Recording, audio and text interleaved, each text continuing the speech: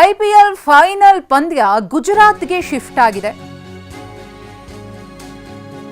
ಗುಜರಾತ್ನ ಅಹಮದಾಬಾದ್ನಲ್ಲಿ ಫೈನಲ್ ಪಂದ್ಯ ನಡೆಯುತ್ತೆ.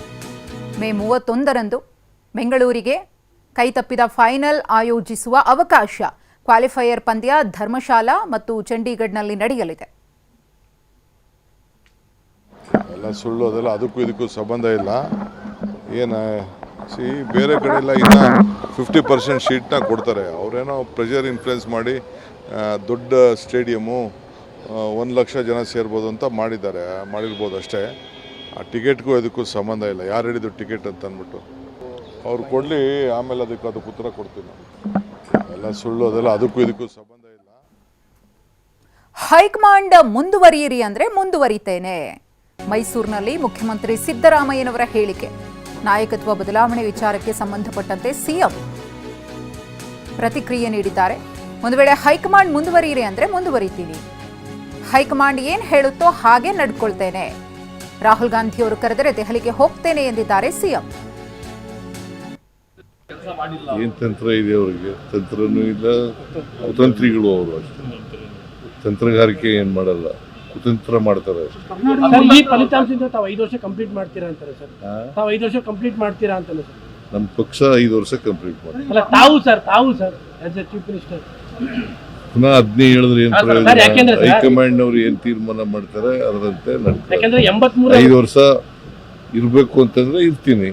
ಹೈಕಮಾಂಡ್ ಅವರು ಮುಂದುವರಿರಿ ಅಂತಂದ್ರೆ ಮುಂದುವರಿತೀನಿ, ಇಲ್ಲ ಅಂತಂದ್ರೆ ಅವ್ರು ಏನ್ ಹೇಳ್ತಾರೆ ಹಂಗೆ ಕೇಳೋದು. ಯಾವಾಗ ಹೇಳ್ಬೋದು ಸರ್?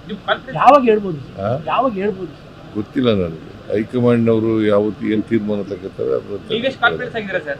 ನೋಡಪ್ಪ. ಹೈಕಮಾಂಡ್ ಏನ್ ಹೇಳ್ತಾರೆ ಹಂಗೆ ಕೇಳೋದು ನಾನು. ಹೈಕಮಾಂಡ್ ಅವ್ರು ತೀರ್ಮಾನ ಮಾಡ್ತಾರೆ.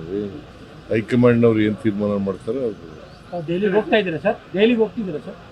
ದಿಲ್ಲಿ ಕರೆದ್ರೆ ಹೋಗ್ತೀನಿ, ದಿಲ್ಲಿಗೆ ಕರೆದ್ರೆ ಹೋಗ್ತೀನಿ. ಇಲ್ಲಿವರೆ ನಾನೇ ಹೋಗ್ಬೇಕಾದ್ರೆ ರಾಹುಲ್ ಗಾಂಧಿ ಅಪಾಯಿಂಟ್ಮೆಂಟ್ ಕೊಟ್ಟಾಗ ಹೋಗ್ತೀನಿ.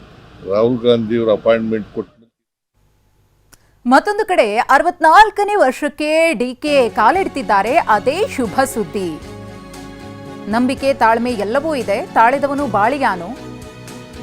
ಎಲ್ಲರನ್ನೂ ಒಟ್ಟಾಗಿ ತೆಗೆದುಕೊಂಡು ಹೋಗಬೇಕು ಅಂತ ಹೇಳಿ ಮಾಜಿ ಸಂಸದ ಡಿಕೆ ಸುರೇಶ್ ಅವರು ಮಾತನಾಡಿದ್ದಾರೆ.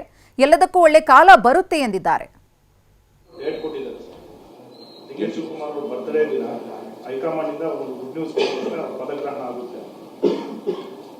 ಅವರು ಶಿವಕುಮಾರ್ ಅವರು 63 ತುಂಬಿ 64ಕ್ಕೆ ದಾಟ್ತಾ ಇದ್ದಾರೆ. ಅದೇ ಶುಭ ಸುದ್ದಿ.